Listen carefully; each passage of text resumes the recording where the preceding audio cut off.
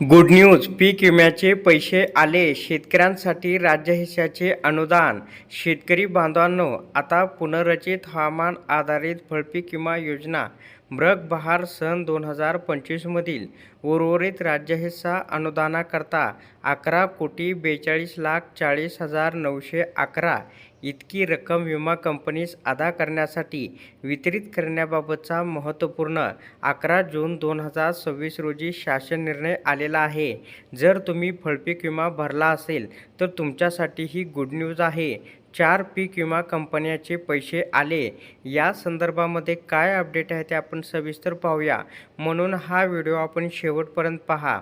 तर शेतकऱ्यांना फळपिकांना हवामान धोक्यापासून विमा संरक्षण देऊन शेतकऱ्यांचे आर्थिक स्थैर्य अबाधित राखण्याच्या दृष्टीने मदत व्हावी, याकरता राज्यात प्राधान्याने प्रधानमंत्री पीक विमा योजनेअंतर्गत पुनर्रचित हवामान आधारित फळपीक विमा योजना राबवण्यात येत आहे.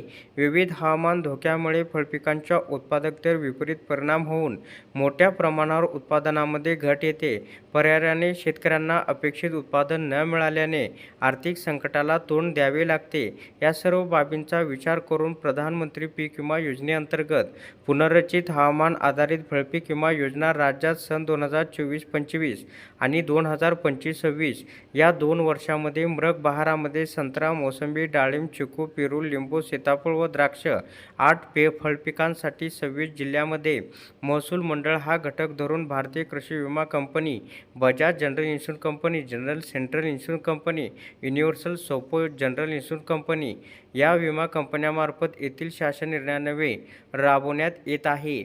तर पुनर्रचित हवामान आधारित फळपीक विमा योजनेत मृग बहार 2025 अंतर्गत उर्वरित राज्य हिस्सा अनुदानाकरता कृषी आयुक्तालयाने अन्वय विमा कंपन्यांना रक्कम 11,42,40,911 रुपये अक्षरामध्ये आपण या ठिकाणी पाहू शकता. 11,42,40,911 मात्र इतका निधी वितरित करण्यास विनंती केली आहे.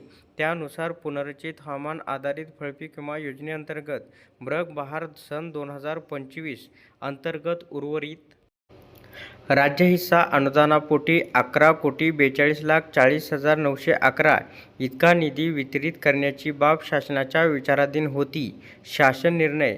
पुनर्रचित हवामान आधारित फळपीक विमा योजनेत मृग बहार सन 2025 अंतर्गत उर्वरित राज्य हिस्सा अनुदानाकरता कृषी आयुक्तालयाने केलेल्या शिफारस याचा विचार करता रक्कम 11,42,40,911 इतका निधी योजनेच्या मार्गदर्शक सूचनांनुसार संबंधित विमा कंपन्यांना खालीलप्रमाणे अदा करण्यासाठी योजनेच्या ESCROW बँक खात्यामध्ये उपलब्ध करून देण्यास शासनानं मान्यता देण्यात येत आहे.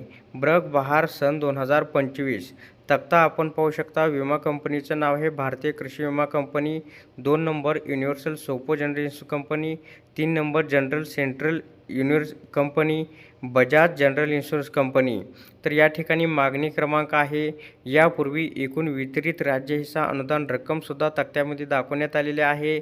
या ठिकाणी आता जो हिस्सा आहे विमा कंपनीचा मागणीनुसार तो सुद्धा या ठिकाणी दिलेला आहे. आणि शेवटचा जो आहे उर्वरित राज्य हिस्सा अनुदान रक्कमसुद्धा या ठिकाणी दाखवण्यात आलेली आहे. तर अशा प्रकारे वेगवेगळ्या 4 पीक विमा कंपन्या आहेत. त्यांच्यासाठी आता 11,42,00,000 रुपये हे शेतकऱ्यांना वितरित करण्यासाठी मंजूर करण्यात आलेले आहेत. आता लवकरच शेतकऱ्यांच्या खात्यावरती या ठिकाणी पीक विम्याचे पैसे जमा होतील. तर अशा प्रकारे शेतकऱ्यांसाठी ही अत्यंत महत्त्वाची अपडेट होती. अशा प्रकारच्या महत्त्वपूर्ण अपडेट जाणून घेण्यासाठी आताच आपल्या टेक मराठी यूट्यूब चॅनलला जास्तीत जास्त शेअर व सबस्क्राईब करा.